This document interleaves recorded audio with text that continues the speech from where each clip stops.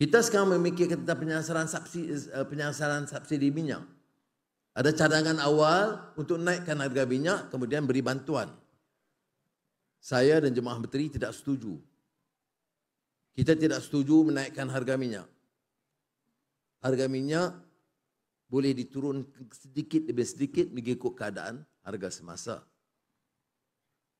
Tetapi harga minyak mesti dinaikkan bagi orang asing. Kita ada 3.5 atau 4 juta orang asing di Malaysia ini. Mereka dapat subsidi minyak. Apa salah kalau kita perkenalkan penyaluran subsidi bagi orang asing?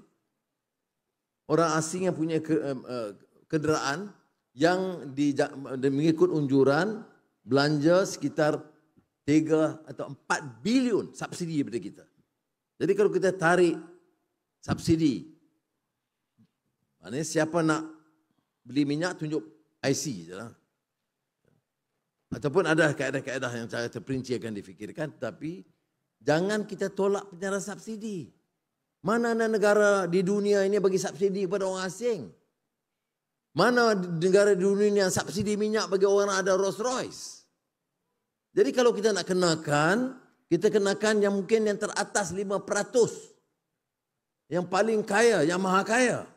Orang itu tak bising pun. Dia gunakan ahli-ahli parlimen 2-3 orang yang akan menjadi jurucakap dia. Jurucakap ahli parlimen pembangkang ni banyak yang jurucakap maha kaya. Orang yang ada 2 Rolls Royce, kemudian suruh ahli parlimen PAS untuk berucap pertahankan mereka. Kerana orang lain tak terkesan. Saya jamin yang dalam dewan ini tidak akan ada yang terkesan dengan penyasaran subsidi minyak. Melainkan ada orang asing sini, sini.